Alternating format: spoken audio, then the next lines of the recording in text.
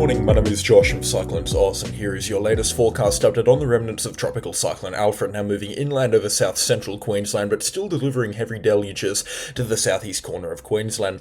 Plenty more rainfall still to come, and the flooding emergencies have only just begun across the southeast of Queensland. We'll be breaking down all of the details in that forecast throughout the course of this update, plus more. So if you are brand new to the channel, please consider subscribing and also leave a like on the video while you're at it. But starting things off this morning over in the southeast of Queensland, you can see overnight again, more rainfall has just been piling on into the southeast of the state, and as such we have seen 24-hour record accumulations at the Brisbane weather station. In the past 26 years of observations, none of the rainfall there has been heavier over a 24-hour period, with Brisbane picking up 290mm of rainfall overnight, with more still falling in the gauges there.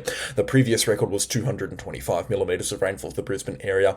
I imagine a lot of other locations have also picked up near record or record rainfall accumulations as well, with the rainfall totals to 9 AM not officially tallied up yet, but still approaching 350 to 450mm for some locations, and as such major flooding is occurring through a wide swathe of rivers feeding into the Brisbane and the Bremer rivers, and also the Logan rivers and all of the creeks adjacent to those previously named rivers, and into the southeast corner of Queensland. There's a vast majority of them already at a very significant rise, or rising very significantly, and just contributing so much water into the Moreton Bay area and into the bigger rivers as well.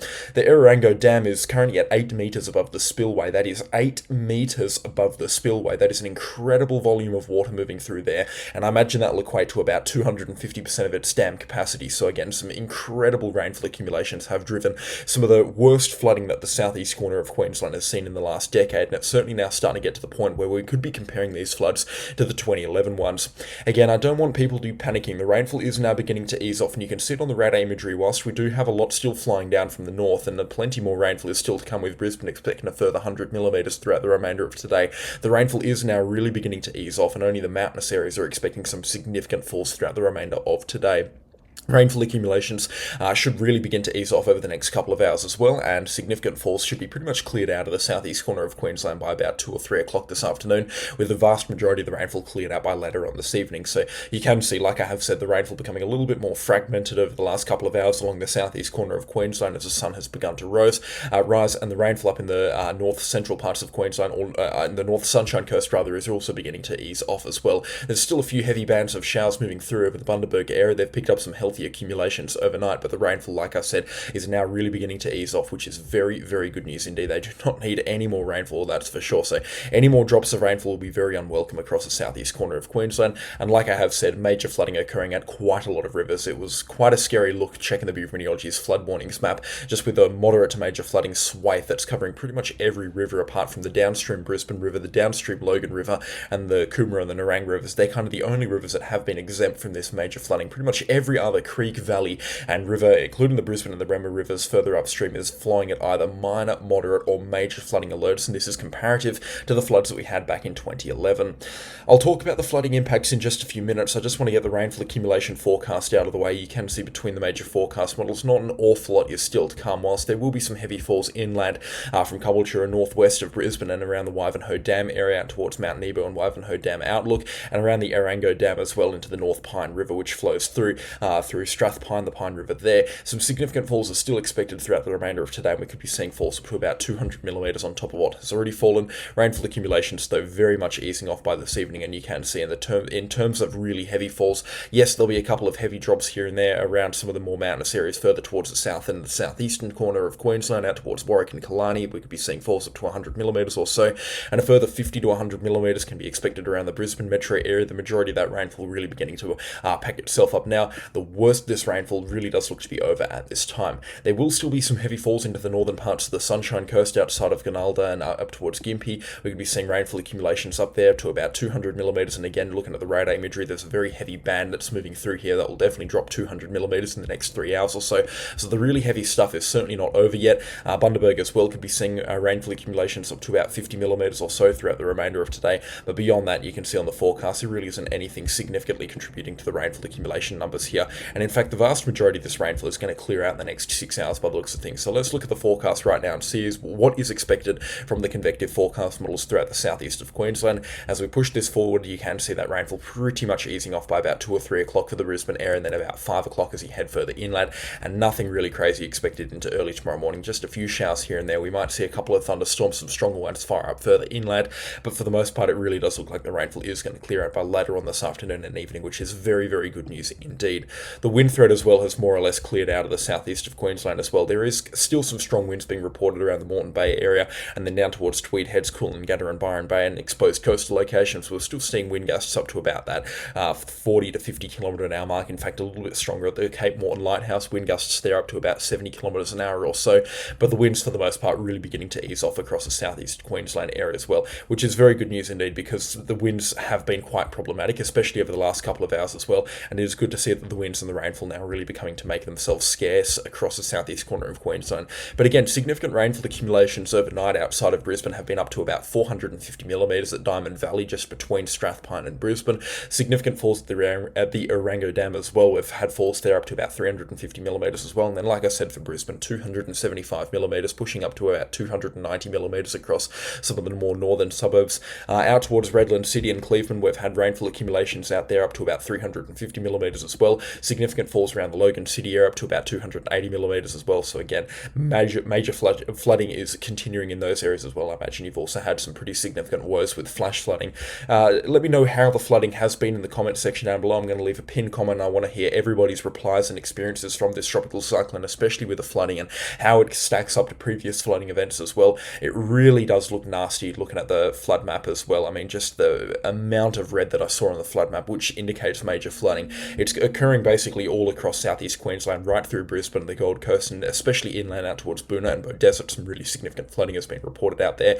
I just can't get over the fact that some of these spillways are spilling water about 3 or 4 metres, or in the case of the Orango Dam, up to about 8 metres above the spillway height, which is just mental it is. So the spillway height is at 74 metres, and the water levels right now are at 82 metres and rising rapidly. So it just goes to show how much water has fallen as a result of the remnants of ex-tropical Cyclone Alfred, and it really begs the question of how significant is this flooding going to get before it begins to ease off, because there's certainly still quite a lot of rainfall that has to fall in some of these locations, and the flooding normally trails the rainfall by about 6 to 12 hours, so the flooding could get a whole lot worse throughout the course of today. And to be frank, it is probably now on the worst side of what the forecast was expecting, so it's very good that people have been prepared for the worst case scenario, because that very much has begun to unfold across the southeast of Queensland with the flooding situation over there. Anyways, I want everybody throughout the remainder of today to remain calm whilst there is some more rainfall coming through. It's certainly the backside of the stuff, and it is now almost complete, so the end is in sight here with the rainfall that's coming through here, which means that the flooding won't be beginning to ease off until very close behind this event here. So just a couple more hours of this significant and heavy rainfall, followed by a couple more hours of flooding on top of that, and then finally we should be done with the remnants of ex-tropical Cyclone Alfred, and the conditions will begin to ease up, the floodwaters will begin to recede, and the end will be in sight. I estimate by tomorrow morning we will be able to get out and have a good sense of what's happened with ex-tropical Cyclone Alfred, especially from the flooding, which has certainly been the most significant impact. It's still not safe to venture out if you live in a flood-prone area, and if rainfall is still occurring in your location. Remember, floodwaters, and especially flash floodwaters, can rise extremely rapidly and get people caught off guard. If it is flooded, forget it, and more flooding is still expected to continue across the southeast of Queensland. So play it safe, play it cautious, and there's no need to venture out at this time here. The remnants of ex-tropical Cyclone Alfred, still a lot of rainfall in the air, and there's absolutely no need to be venturing out, that's for sure. But yeah, in terms of ex-tropical Cyclone Alfred, I really hope that that's the end of the in-depth coverage that I've got to provide on this tropical cyclone. It's been one for the history books, that's for sure. Record rainfall in Brisbane, record tropical cyclone impact in Brisbane. It has just been all round extremely significant, and it's been a very scary tropical cyclone once again. I want to hear everybody's take on this tropical cyclone, how it's been for your location, so let me know in the comment section down below. I'd be more than happy to take a look at it as well. Just as we head south of tropical Cyclone Alfred, a little bit more rainfall expected to continue around the Coffs Harbour area throughout the remainder of today. We've got showers expected to be streaming in from the south, and that's actually going to continue throughout the remainder of this week as well. And you can see on the convective forecast models, coupled with the rainfall that's already fallen there, we could be seeing accumulations up to 100 millimetres throughout the remainder of today outside of Coffs Harbour, into the mountainous areas outside of those areas. And then as we push the forecast models forward as well, you can see through Tuesday and Wednesday as the remnants of ex-tropical Cyclone Alfred head further south. Plenty of rainfall is also possible through Tuesday night into Wednesday morning in the central parts of New South Wales, but again, rainfall accumulations should shouldn't be anything in comparison to southeast Queensland and shouldn't really exceed triple figures by the looks of things at this time. We'll just have to wait and see what the forecast models have to say. The convective forecast models just don't go out that far, but between the other forecast models, the axis not really calling for too much in the way of significant rainfall, which is good to see because they were calling for it for a couple of days now. It really looks like Alfred has headed too far inland and will just continue to slowly pass on out here outside of Woolgate and Lightning Ridge. The historic tropical cyclone's rampage is going to be coming to an end by the looks of things. That's another interesting point into the northeast of New South Wales, with the Murray-Darling basins also feeding water out of the northeast of New South Wales, and they've had a significant amount of rainfall. For the next month or so, expect some significant flooding through the Murray River and all of the rivers that flow into the Murray River down in towards Victoria and South Australia. It will take about a month for the floodwaters to reach down here, but there will certainly be some very significant rises in the water levels. So I'm expecting throughout the next month a lot of water to be present across interior parts of New South Wales, which I imagine the farmers out there watching are rubbing their hands together right now. Plenty of water, plenty of greenery can be expected. You're certainly not going to have a water shortage as a result of this tropical cyclone here, but the water, depending on how far downstream you are, could take between a week out towards a month to arrive. So again, it's not going to happen very quickly, but it will slowly and surely rise, and those water levels certainly beginning to build right now.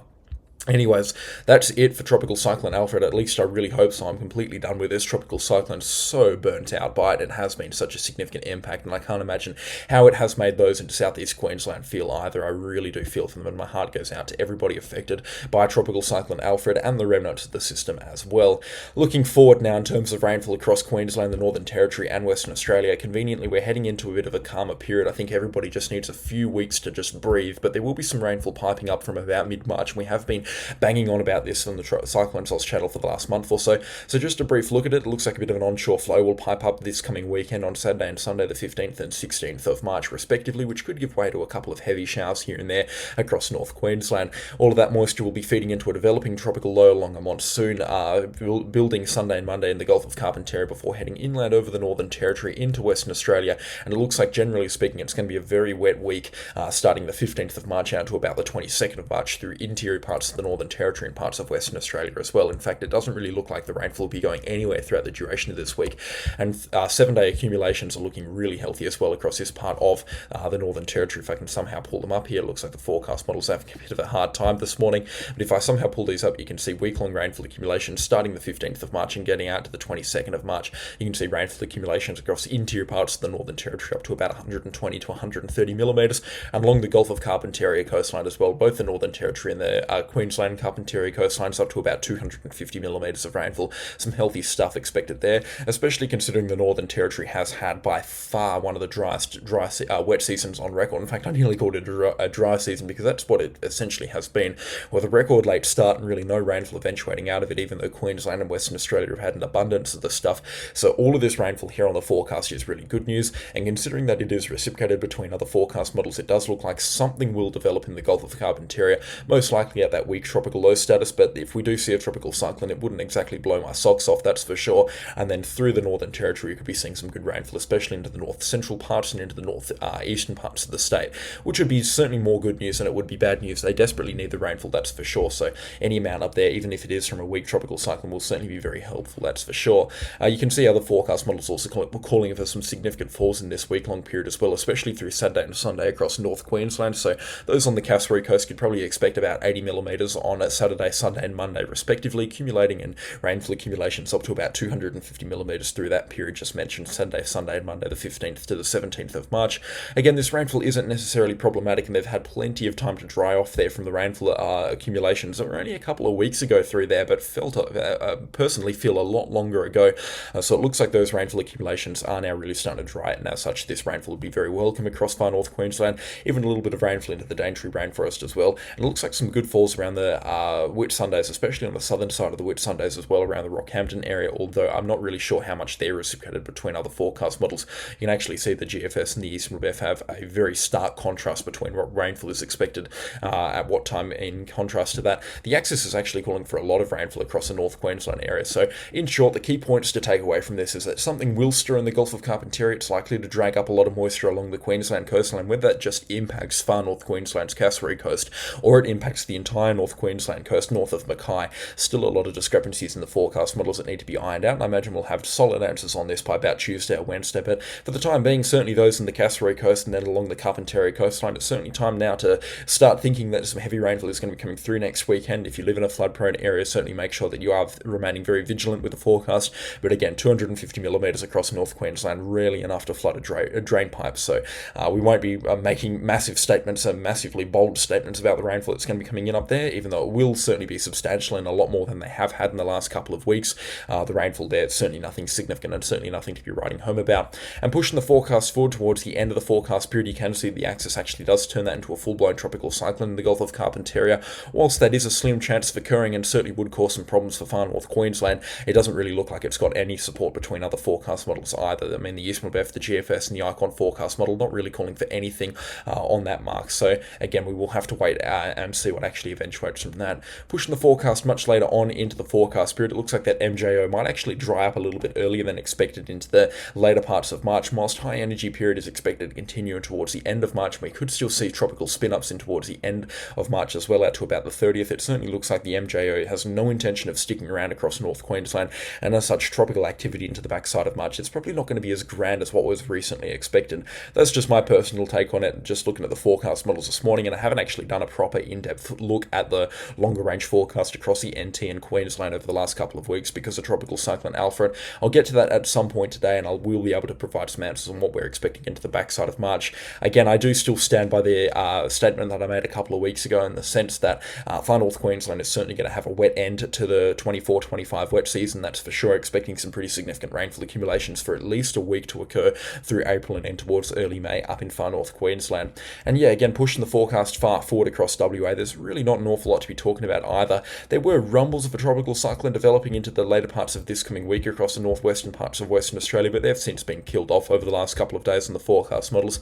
And we do actually have a tropical cyclone well offshore from Western Australia. I forget its name, but it's been named by the Mauritius Tropical Cyclone Office, and you can see it's just missed the Australian area of responsibility. This is about where the Australian area of responsibility starts, where the cursor is, and this is where the tropical cyclone is. So again, still way offshore, but closer to Australia than it is for Reunion or Mauritius. So it's interesting that the Bureau of Meteorology doesn't take control of that, but that's just what the zoning is over in the Indian Ocean. Again, of course, no threat to the Australian mainland, that's for sure. No significant impacts are going to be occurring, and you can see even the most extreme outer bands of this tropical cyclone still well offshore from the WA coastline, that's for sure.